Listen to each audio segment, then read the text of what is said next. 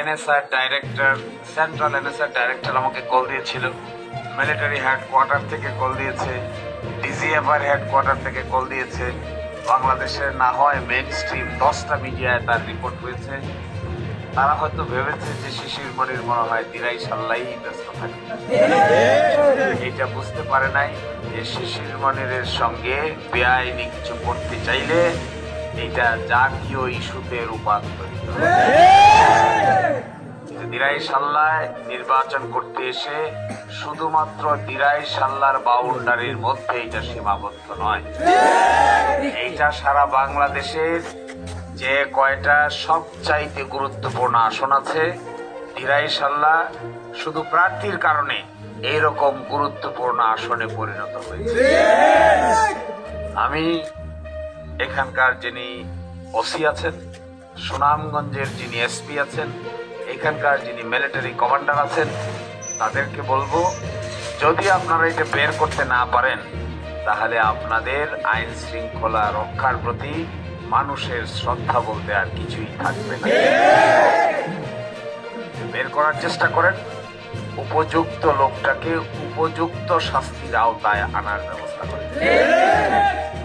অন্যথায় সকালবেলা আমি একটা ভিডিও দিয়েছিলাম যে নির্বাচন আয়োজনের ক্ষেত্রে যে ধরনের তালবাহানা দেখা যায়, এটা যদি কন্টিনিউ থাকে, নির্বাচন যদি আপনারা করতে না পারেন তাহলে নির্বাচনের পরিবেশ আপনাদের কারণে যদি বিঘ্নিত হয়, এর সকল দায় দায়িত্ব প্রশাসনের লোকদেরকেই নিতে হবে। একটু আগেও আমি খবর পেয়েছি দুইজন বেশ টেরর টাইপের লোক নানান কথা বলে বেড়াচ্ছেন, একটা অডিও এসেছে আমার কাছে। আমি এই অডিওগুলা এবং ওই ব্যক্তিদের বিরুদ্ধে সুনির্দিষ্ট অভিযোগ খুব দ্রুতই প্রশাসন বরাবরে দায়ের করব। আমি প্রত্যাশা করব এই ধরনের ব্যাড এলিমেন্ট, এই ধরনের খারাপ চরিত্রের লোক যারা নির্বাচনের কোন একটা সেন্টারকে দখল করার মতো দুঃসাহস দেখাতে চান, আইন শৃঙ্খলা বাহিনীর উচিত হবে এদেরকে এখনই নির্মূল করা।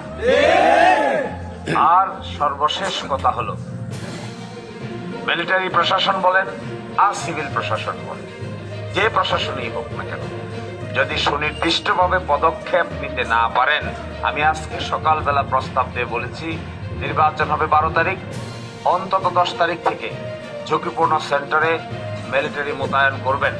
যদি মিলিটারি মোতায়েন করার জন্য আপনাদের লোক সংকট হয়ে থাকে তাহলে লোক সংকটকে কেন্দ্র করে অতিরিক্ত ঝুঁকিপূর্ণ সেন্টারগুলোতে মিলিটারি মোতায়েন করবেন। যদি তা মোতায়েন না করতে পারেন তাহলে ধরে নেব এই অপকর্মের সহযোগী আপনারা নিজেরাও আছেন। খুব দ্রুতই পদক্ষেপ নেবেন। আর আমি আপনাদেরকে অনুগ্রহ করে অনুরোধ করব, ধৈর্য হলো জগতের সবচাইতে বড় শক্তি। বন্দুক, কামান, গোলাবারুদ দুনিয়ার মানুষকে শেষ পর্যন্ত মুক্তি দিতে পারে না। শেষ পর্যন্ত মুক্তি দেয় হইল সবর, ধৈর্য। আমরা আশা করি জনগণ 12 তারিখে তার ব্যালটের মাধ্যমে এই সমস্ত অপকর্মের জবাব সঠিকভাবে দেবে। জনগণই আমাদের শক্তির সবচাইতে বড় উৎস। জনগণ এগুলো জানে, বোঝে। এই জন্য আমাদের বিচলিত হওয়ার কিছু নাই। আমাদের কাজ ঠান্ডা মাথায় চালিয়ে যেতে হবে। ইনশাল্লাহ 12 তারিখে অবশ্যই ব্যালট বিপ্লবের মাধ্যমে জনগণ তার উপযুক্ত বিচার করবে।